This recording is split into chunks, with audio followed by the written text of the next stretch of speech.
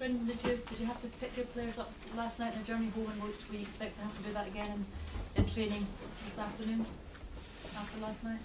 Yeah, listen, it was a disappointing result for us, and we'll all reflect on the game, of course, where we can be better, and just analyse and think where we can be better in our next game in the competition. But in football, very quickly you get the chance to work again.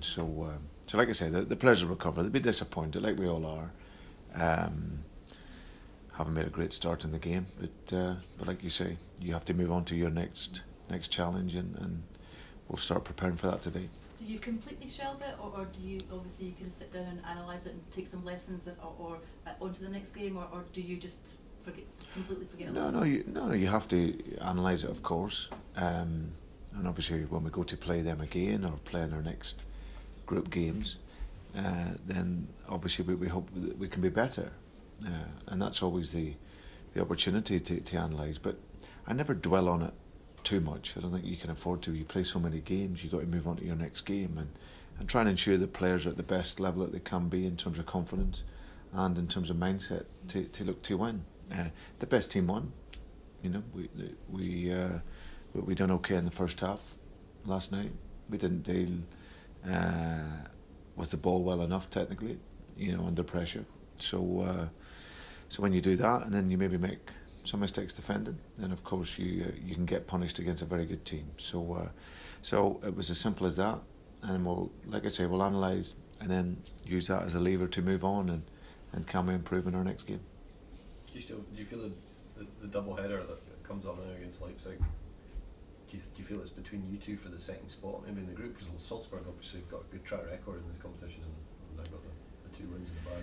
Yeah, they've made a good start in the group. I'm probably always feeling that maybe those two games certainly were going to be very, very important for us. Whether they define the group or not, we shall see. But Salzburg, like you say, good experience now in the competition. A good side, you can see that. So these next few games will be very important for us. But we'll look at that when the time comes, and our priority now is the next game.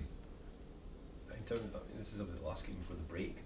You would, I guess, when you look at the league, you'd like to be in a better position than you're in. But if you win this on Sunday, how will you evaluate the first kind of couple of months of where you're at? Because you're still going to be, I guess, in a decent position if you come away with a win come Sunday afternoon. Yeah, and that's the idea. We'll all be judged in May, come the end of the season. I think, of course, this point of the season, it's very much about trying to ensure that our performance level, we constantly can improve on that.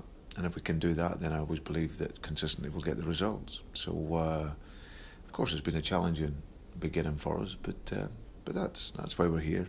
It's not all going to be plain sailing, but like you say, we between now and Christmas, it's very important to be up there and be up thereabouts with all the games that we're playing.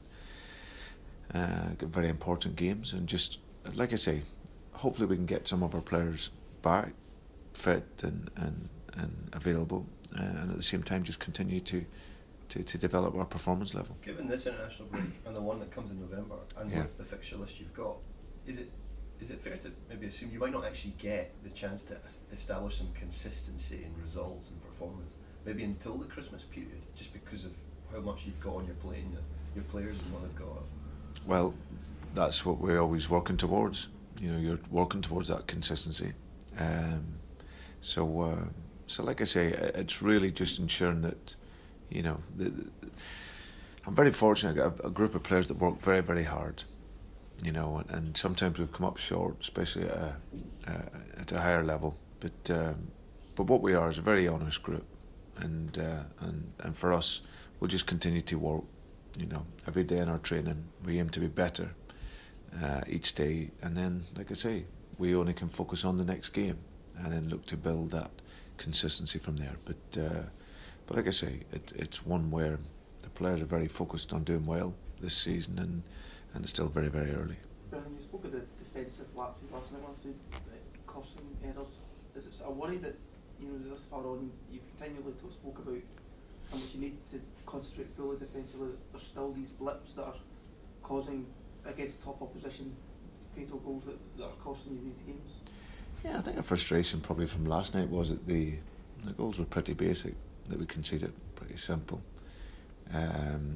So that is obviously a disappointment, but you just have to go away and work hard at it, which is what we do, and hope that we can go into the game and like I say, not make the mistakes that can cost us. So like I say, but there was other elements to it. I thought that we didn't give ourselves any breathing space in the game in terms of our build-up play and preparing our game through our midfield.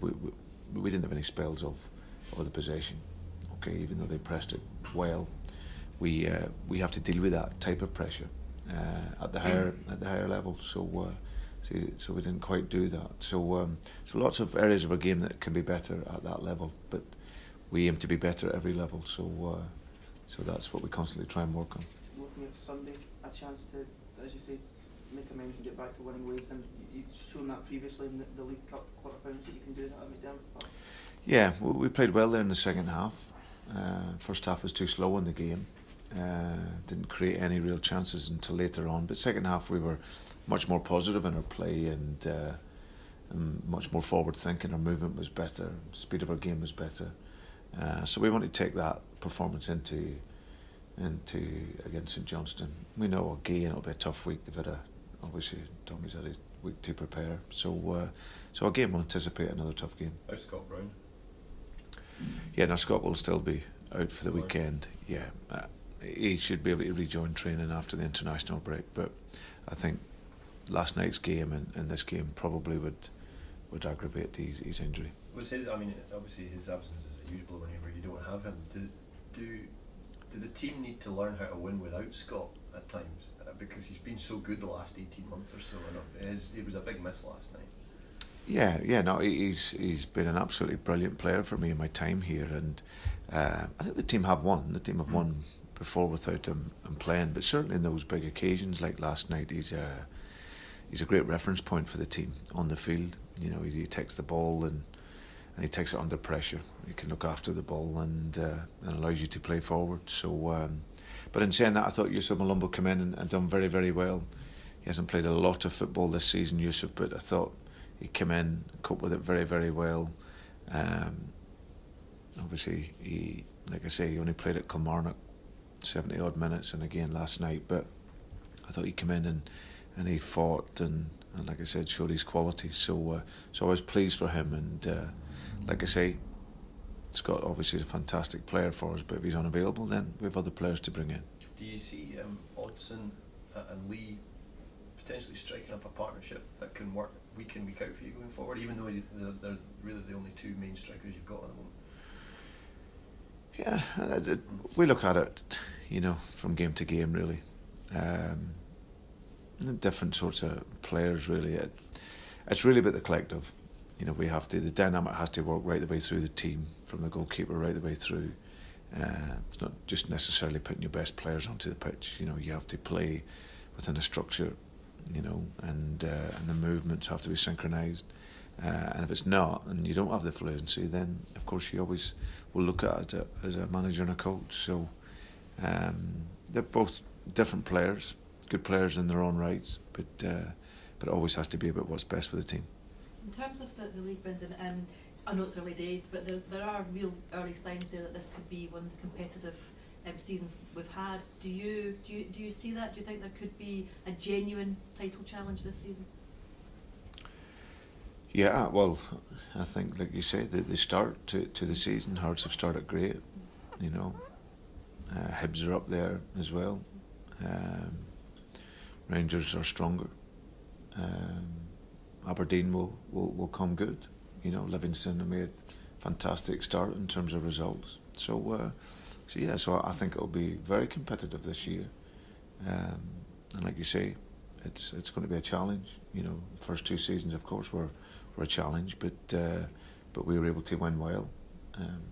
This season again will be a challenge, but it's a long season. There's many games to go. It's still very early, and I would expect us to get better and better as the season goes on. Presumably that's something you welcome, though. I suppose you want it to be easy for you, don't you? But you know, presumably the bigger picture, you want a challenge, don't you? The bigger picture is you want to win. It's as simple as that. Yeah. And we win whether you guys think it's a challenge or not. We always respect every team, so when we go into every game, we expect a challenge. So that's what we prepare for. And like I say, the objective after the 38 games is to win. Apart from Scots, any other team news? Tom Rodgers should be available. Filip Benkovic will train and come back in, so we'll see how his fitness is. But apart from that, we're pretty much the same. With that number of kind of key injuries to key players in your squad, do you feel the squad was slightly stretched last night? Yeah, of course, when it's lots of injuries at the moment. But listen, there's no excuse. We have to get on with it. We have a squad that's there and available guys that are working very, very hard. So we know at that level in particular, you have to, have as many of your best players available as you can for us to make any sort of impact. I think last night was a great demonstration of the level.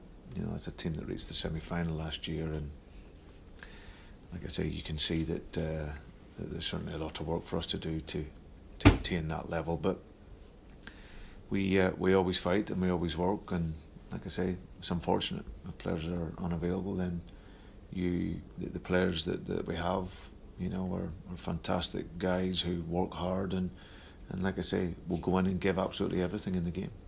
And with the incredible amount of games that Scott Brown plays, is there a danger of burnout as he goes into the latter years of his career? No, not necessarily burnout. I think he's now accustomed to playing 50 plus games a season. Done that for a period of time, and he's also one of them ones I think that when he's in rhythm, that's when he's at his best. I have over the couple of years taken him out the odd game or two just to allow him to recover, but just something we just have to keep an eye on. I always speak with the players to see how they feel and where they're at, and it's just unfortunate really for him that he's just a little niggle, but hopefully won't keep him out for too long. Brennan, the League Cup stuff has been done to death, I appreciate. Yeah. And it's 2 or 3 weeks away, but would you consider looking to train on the pitch before the game? Is that something that the club will consider asking permission for? We'll have a look at it. It's a long way away as of yet. I think it's key now that it's set where the games are, which is good news, and then everyone can plan and prepare from there. Thank you. Okay, brilliant. Thank you.